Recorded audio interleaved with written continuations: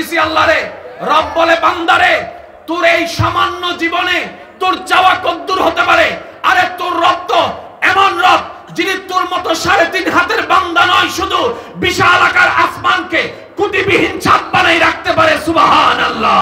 তোর রব তো এমন রব যে রবকে এই পৃথিবী মাটি পানির উপরে বাসায় রাখতে পারে। আরে বান্দা তোর এত টেনশন কি? তুই একটা কাজ কর না, মনটাকে কন্ট্রোল করে বিবেকটাকে শান্ত করে তুই বান্দা কোন রকম আমার হয়ে যা, আমার হয়ে যা, আমার হয়ে যা, আমার হয়ে যা, আমার হয়ে যা। তুই আমার হয়ে যা, আমি রব তোর হয়ে যাব, আমি রব যার হয়ে যাব, কুল কায়নাত তার কদমের মধ্যে চলে আসবে। সুবহানাল্লাহ। আল্লাহু আকবার।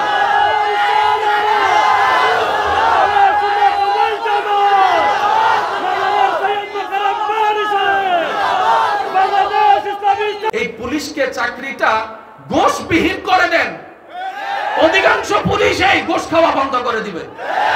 আপনার মাসে ইনকাম 20,000 টাকা, আপনার কিস্তি চালান লাগে 19,000 টাকা, সংসার চালাবেন নাকি কিস্তি চালাবেন?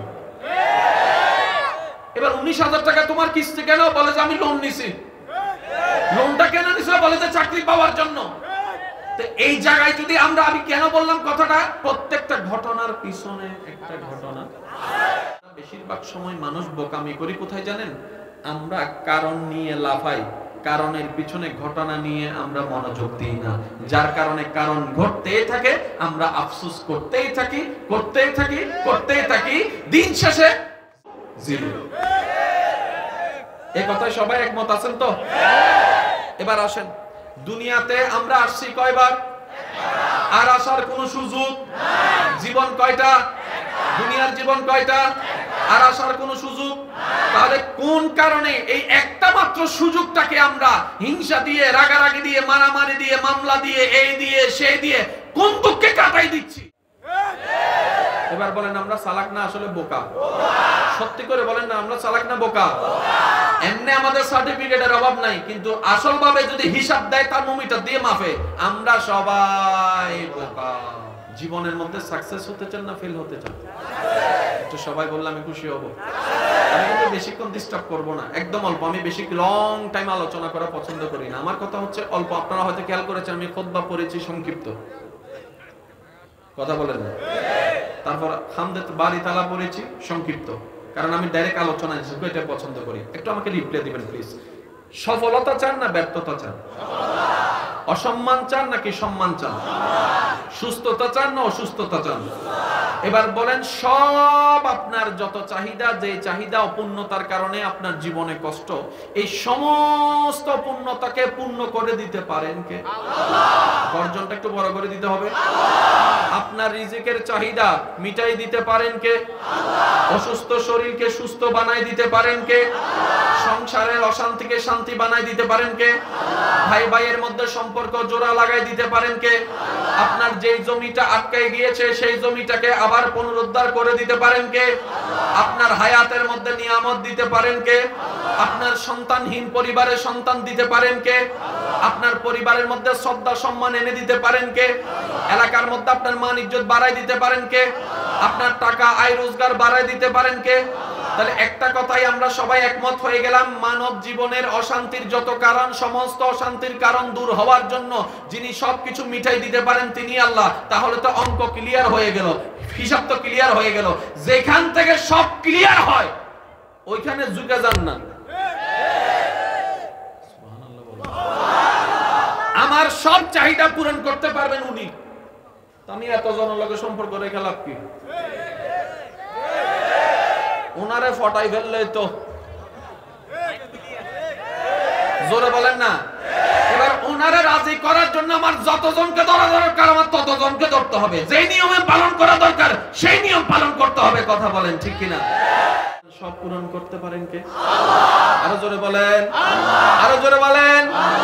এবার বলেন আল্লাহর ভান্ডারে কোনো কমতি নাই, আল্লাহ দিতে কিপটামিও করে, তাহলে আমরা পাই না কেন?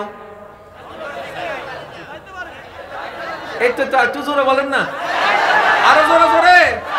এবার বলেন চাইতে জানি না, চাইতে পারি না, দোষ কার? দোষ কার? মাআল্লাহ। কিন্তু এতদিন দোষ দিছি সব আল্লাহরে। পরীক্ষায় ফেল করছি আমি, রাগ দেখাইছি আল্লাহর লগে। সেকা খাইয়া বেকা হইয়া গেছি আমি, দোষ দিছি আল্লাহরে। যাই নামাজে সিজদায় পড়া চাইছি অবৈধ সম্পর্কে, পাই নাই, দোষ দিছি আল্লাহরে। রব বলে বান্দারে তোর এই সামান্য জীবনে তোর চাওয়া কদ্দুর হতে পারে? আরে তোর রব তো এমন রব যিনি তোর মতো 3.5 হাতের বান্দা নয়, শুধু বিশাল আকার আসমানকে কুটিবিহীন ছাদ বানাই রাখতে পারে। সুবহানাল্লাহ। তোর রব তো এমন রব যে রবকে এই পৃথিবী মাটি পানির উপরে বাসায় রাখতে পারে। আরে বান্দা তোর এত টেনশন কি? তুই একটা কাজ কর না, মনটাকে কন্ট্রোল করে বিবেকটাকে শান্ত করে তুই বান্দা কোন রকম আমার হয়ে যা, আমার হয়ে যা, আমার হয়ে যা, আমার হয়ে যা, আমার হয়ে যা, তুই আমার হয়ে যা, আমি রব তোর হয়ে যাব, আমি রব যার হয়ে যাব, কুল কায়নাত তার কদমের মধ্যে চলে আসবে। সুবহানাল্লাহ। আল্লাহু আকবার।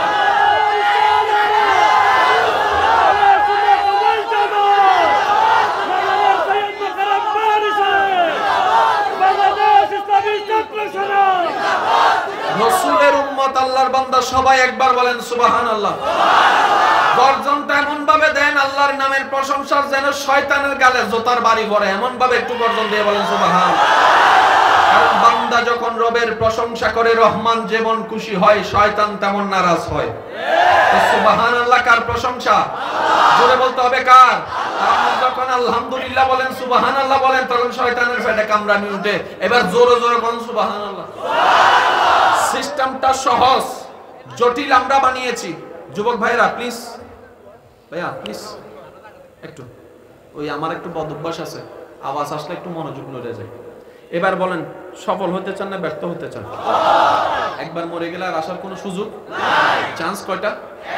এবার আপনার সিদ্ধান্ত, এই সময়টাকে, 1 সেকেন্ডটাকে, 1 মিনিটটাকে তর্ক করে কাটাবেন, ঝগড়া করে কাটাবেন, মামলা দিয়ে কাটাবেন, ঠেলাঠেলি করে কাটাবেন, নাকি প্রেম ভালোবাসা দিয়ে, মহাব্বত দিয়ে নিজেও শান্তিতে থাকবেন, অপরকে শান্তিতে রাখবেন, এটা আমি আপনার বিবেকের উপর ছেড়ে দিয়েছি।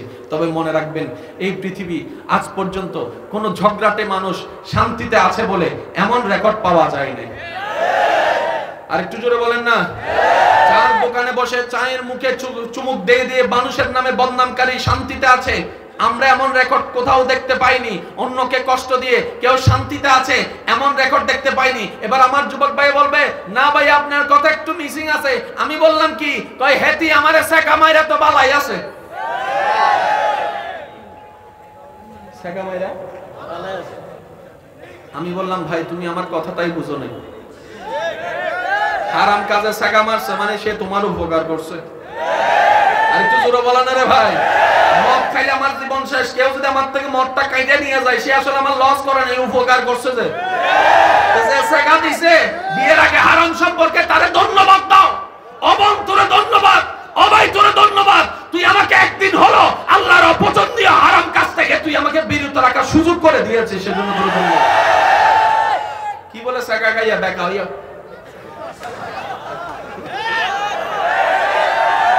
এবার বলেন, আপনি যদি এটা খান আপনার টানা শেষ হবে, যার জন্য খাবেন তার কোনো লস হবে। এবার আসেন, আমি কেন কথাটা তুলছি প্লিজ একটু মনোযোগ। যুবক ভাইরা একটু সাবধান, একটু সাবধান। কারণ আজকে আপনি শুধু আপনার পরিবারের সম্পদ নয়, এলাকার সম্পদ নয়, আপনি দেশেরও সম্পদ, আপনি ইসলামেরও সম্পদ। আপনাকে সবকিছু একটু মেজারমেন্ট করতে হবে। এবার বলেন, আমরা সবাই কয় দল? জোরে বলেন না, কয় দল? বিভিন্ন পরিচয়কে পিছনে ফেলে আমরা আল্লাহর বান্দা এবং রাসূলের উম্মত হিসেবে আমরা কয় দল? এবার আমি আপনাদেরকে প্রশ্ন করি, এই যে ক্যামেরা আবিষ্কার, এই ক্যামেরা আবিষ্কারের পিছনে মুসলমানের কোনো অবদান নাই? লাইটের পিছনে অবদান নাই, মাইকের পিছনে অবদান নাই। বর্তমান সারা পৃথিবী 3টা সাবজেক্টের উপর নির্ভর করে। একটা হচ্ছে আর্টস, একটা হচ্ছে কমার্স, আর একটা হচ্ছে, জোরে বলতে হবে, একটা হচ্ছে আর্টস, একটা হচ্ছে কমার্স, আর একটা হচ্ছে সায়েন্স। আপনি মানেন কিংবা না মানেন, পৃথিবী এখন এই গতিতেই চলতেছে। এবার আমি যুবক ভাইদেরকে একটু যদি প্রশ্ন করি, সারা পৃথিবীর মধ্যে কোনটার ডিমান্ড বেশি? Arts, commerce, science? লাইটের পিছনে, ক্যামেরার পিছনে, মাইকের পিছনে, ঘড়ির পিছনে, মোবাইলের পিছনে, ইলেকট্রিকের পিছনে, জেনারেটরের পিছনে, গাড়ির পিছনে, অটোর পিছনে, ব্যাটারি চালিত রিকশার পিছনে, সবকিছুর পিছনে সারা পৃথিবী দখল করেছে সায়েন্স। এবার আমার যুবক ভাইদেরকে একটু প্রশ্ন করতে চাই, আজকে থেকে 200 বছর 300 বছর পিছনে চলে যান। পৃথিবী যখন সায়েন্স দিয়ে তরক্কি করছে, সায়েন্সের প্রতিটা সেক্টরে কোনো না কোনো জায়গায় মুসলমানরা ছিল। চিকিৎসা বিজ্ঞানে বিভিন্ন মেডিকেলে দেখবেন একটা নাম বারবার দেখা যায়, ইবনে সিনা। এই ইবনে সিনাটা কে? উনি হচ্ছেন চিকিৎসা বিজ্ঞানী, উন্নত নামের চিকিৎসা যিনি আবিষ্কার করেছেন। উনি কাদের দলে? আমাদের দলে। জোরে বলতে হবে। এই যে বীজগণিতের সূত্র a + b whole square is equal to a square, এই অটোভার সবাই চুপ করে রয়েছে, আরেকটু ধরে না, a square plus twice ab plus. এই বীজগণিতের সূত্রধারক যিনি কে? আলজেব্রা বলা হয়, আলজাবের। আমি শুধু আমার ইয়ং জেনারেশনের ভাইদের কাছে একটু নলেজ দিতে চাই, আজকে থেকে 200-250 বছর পিছনে